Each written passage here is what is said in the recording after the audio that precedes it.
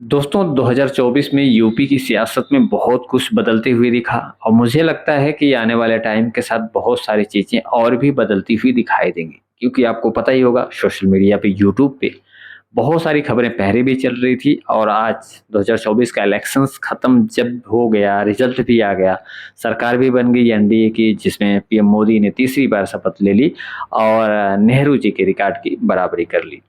तो आप कह सकते हैं अभी भी जो है आशंकाएँ या फिर कह सकते हैं कि आश्चर्य या फिर बहुत सारी चीज़ें जो है अभी हटी नहीं है सबके दिमाग से, सबके माइंड में असमंजस की स्थिति बनी हुई है, चाहे वो पॉलिटिकल पार्टीज़ हों, नेता हों या फिर जनता की बात कर सकते हैं आप। तो तमाम चीज़ों पे बात हो रही है, तमाम तरीके के आशंकाएँ जताई जा रही हैं। एक तरफ तो बताया जा रहा है इस समय जो खबर सबसे ज़्यादा हाइलाइटेड चल रही है, इसमें बताया जा रहा है कि यूपी के हो सकता है, यूपी को 2-3 भागों में बाँटा जाएगा, 2-3 राज्य यूपी से बनाए जाएँगे, अलग किए जाएँगे।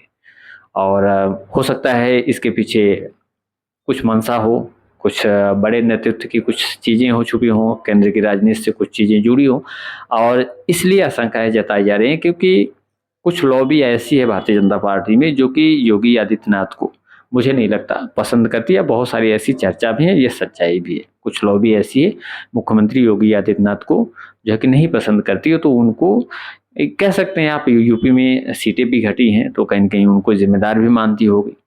तो ये चीज़ें हैं और कहीं न कहीं अपने सामने एक चुनौती के रूप में भी देखते होंगे कुछ लोग मुख्यमंत्री योगी आदित्यनाथ हो क्योंकि बहुत बड़े सूबे के मुख्यमंत्री हैं और दूसरा कार्यकाल वो पूरा कर रहे हैं लगातार 2 बार मुख्यमंत्री रहने के बाद केंद्र की राजनीति में अपना एक नेतृत्व रखने का, नेतृत्व देने का दावा भी कर सकते हैं या उनके समर्थक जो हैं, उनके चाहने वाले उनका गुट जो है, उनका तबका जो है कर भी सकता है, ऐसा होता भी रहा है।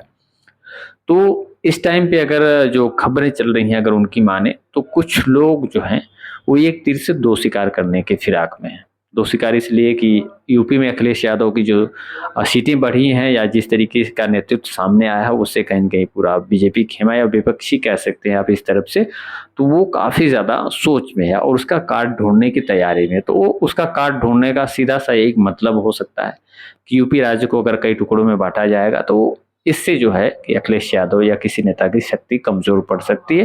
ये चीज़ें देखी भी गई हैं, तो शायद इस चीज़ का केंद्र में सरकार है, वो इस चीज़ का फ़ैसला ले सकती है। ये अफ़वाह हो सकती है, सही भी हो सकती है। इन चीज़ों में मतलब ये संशय बना हुआ है, सही भी ये चीज़ें हो सकती है। जो कि एक पॉलिटिक्स में ये चीज़ें देखी जाती हैं और तमाम मौकों पे देखी गई हैं। बहुत सारे प्रदेशों का जो बँटवारा हुआ है, उनमें भी ये चीज़ें देखी गई। दूसरी चीज़ ये है कि जो मुख्यमंत्री योगी आदित्यनाथ से जो उन्हीं के पार्टी के अंदर का जो तबका है या कह सकते हैं गुजराती तबका जो कह सकते हैं आप, तो वो लोग अगर उनको अपने सामने एक चुनौती के रूप में देखते हैं, तो कहीं न कहीं एक तीर से दो शिकार करने की कवायद है। क्योंकि जब अगर उत्तर प्रदेश का बँटवारा होगा या दूसरा राज्य बनाया जाएगा, तो कहीं न कहीं जो लोकसभा की 80 सीटें हैं, वो भी कम हो जाएँगी या कह सकते हैं आधी भी हो सकती हैं, उससे भी कम हो सकती हैं। तो ऐसे में मुख्यमंत्री योगी आदित्यनाथ एक तरह से आप कह सकते हैं इतना बड़ा दावा पेश नहीं कर सकते कि जिस तरीके से आज के टाइम में वो कर सकते हैं क्योंकि बहुत बड़े सूबे के मुख्यमंत्री हैं 2 बार कार्यकाल पूरा करने के बाद स्पेशल तौर पे आप नेतृत्व की जिम्मेदारी उठाने के लिए दावा पेश करते हैं। एक तरीके से योग्य भी माने जा सकते हैं, उनके समर्थन में बहुत सारे लोग बोल भी सकते हैं। तो कहीं न कहीं जो और वो लॉबी है जो योगी आदित्यनाथ को पसंद नहीं करती या मजबूरी में उनके साथ खड़ी है, तो वो उसको कहीं न कहीं नुकसान हो सकता है। जो केंद्र की राजनीति में काफ़ी ज़्यादा लोग सक्रिय पड़े हैं, तो उनके लिए कहीं न कहीं अगर खतरा महसूस हो रहा होगा, रास्ते की रुकावट योगी दिख रहे होंगे, तो कहीं न कहीं इस तीर से योगी का भी थोड़ा-सा कह सकते हैं शक्ति कमज़ोर पड़ेगी और उसी तरीके से अखिलेश यादव या योगी दोनों लोगों का थोड़ा-सा कह सकते हैं विकल्प ढूँढने में कामयाब होगा केंद्रीय नेतृत्व जो भारतीय जनता पार्टी का है।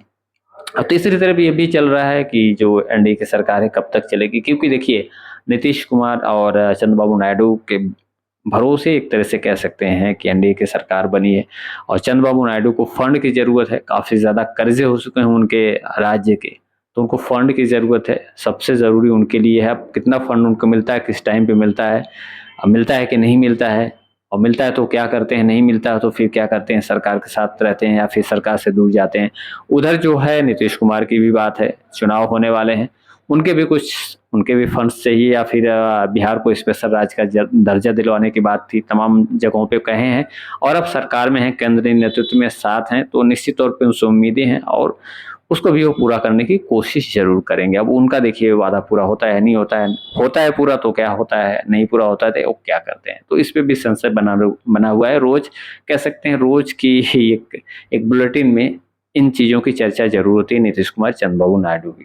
फिलहाल इन सब बातों में आपका क्या कमेंट है? यूपी में 2 राज्य बनेंगे, 3 राज्य बनेंगे, सही या गलत? आपको क्या लगता है?